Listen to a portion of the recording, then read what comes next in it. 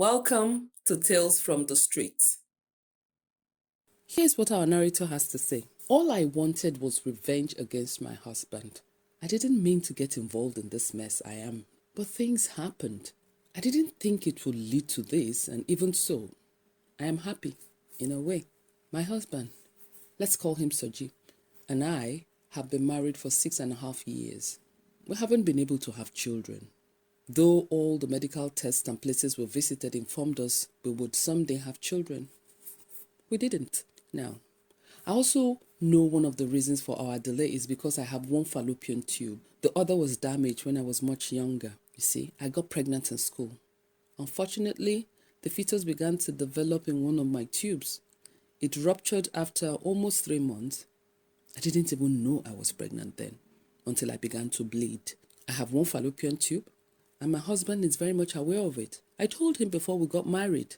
We were both told that regardless of the fact that I had just one tube, we could still have as many children as we wanted.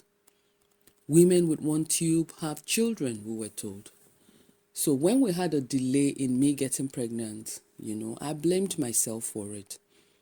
I felt guilty and ashamed and often begged my husband to forgive me because I felt I was the one responsible for us not having children early enough. But he told me not to worry. He said since I had been medically certified to be capable of having children, he would wait until the time was right for us to have children. But apparently he couldn't wait. I began to notice him hiding his phone, going outside to take some calls. Some men don't know how to hide their affairs. He will come home and throw his clothes in the washing machine. If I asked, he will say, someone spilled tea or coke or something on him at work. Meanwhile, we have a laundry basket. There are other dirty clothes in the laundry basket. Sometimes he would remember to wash the other clothes, but many times not. Then, a few months into 2022, he began to tell me he had to travel for work. He's an engineer. At first, I wasn't suspicious. But if you tell the truth all the time, you won't have to remember what you have said. His stories began to develop K-leg. He apparently wasn't traveling for work, as I was soon to find out from his constant absence from home. He had begun to see one lady called Joyce. That one is a real ashy. She sent her nude photos and very clear photos of her vagina to him, like inside. Some people are sick. As these things often are, somehow I came to know about it accidentally. His phone, this technology is crazy. My husband's phone is always locked. But when notifications come, like WhatsApp or SMS or even a mail, it will flash on the screen of the phone, especially if the phone has been idle for a while. Even if you can't open it, you pull down the notification and you'll see the details of the message. That's how I saw the message. It was from Rachel. I didn't know of any Rachel, but the messages came rapidly, and so I pulled down on the screen to read the message without opening the phone. The messages were like porn, of sex and... At that time, my husband was sleeping. It was afternoon on a Saturday. Okay, I didn't ask him who Rachel was. I didn't even want to know at first. But later, I just had to know. Anyway, so apparently he had moved from one Joyce to a Rachel. Joyce and Rachel were quarreling over him. That's why Rachel was sending porn to him to lure him away from Joyce. Listen, I can't tell you how this hurt so much. Even if he would go around, should he have gone to those useless girls who will send porn to him? I was badly hurt by what I saw. It was a betrayal because, you see, here was a man who told me he was faithful to me, but he was busy moving from lady to lady. That means he's looking for a child outside, right? Or do you think if any of these girls got pregnant, he will ask them to terminate it? Someone who has no child? I was hurt more than I expected it to be. I cried many nights. We had a huge row for many days, and when you fight like that, you will say nasty things to one another. He called me names, a shallow, barren woman who wants to stop his destiny, all kinds of things. In my outburst, I told him he was impotent. Or else, why wasn't I pregnant after many years? After all, doctor said I could have children.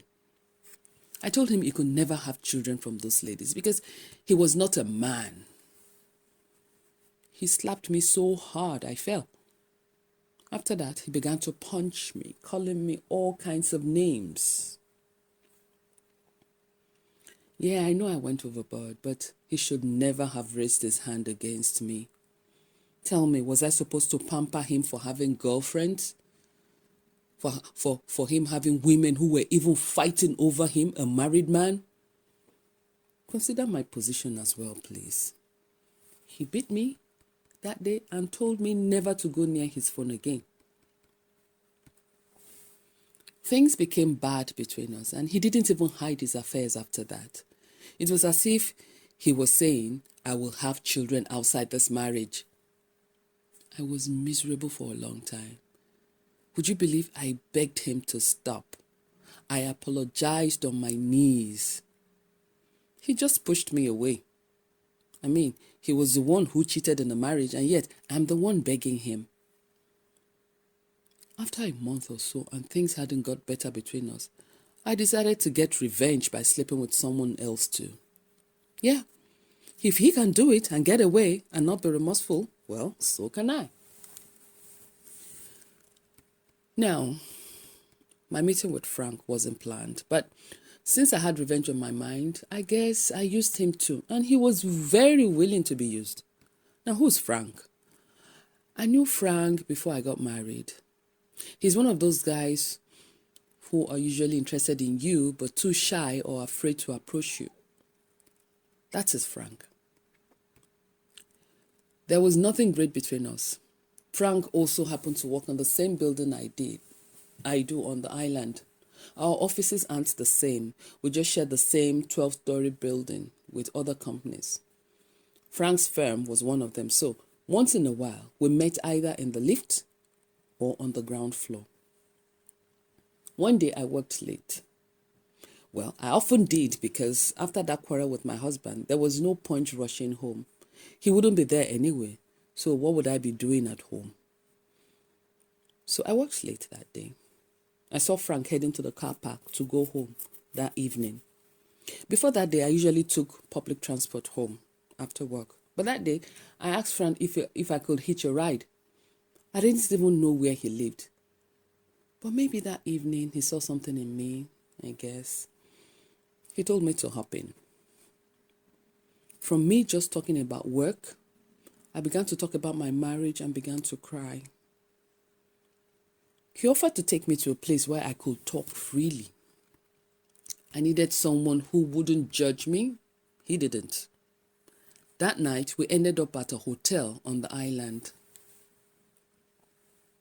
You know, at that time, my husband and I hadn't even had sex for more than 4 months. I mean, this is us looking to have children and yet no sex.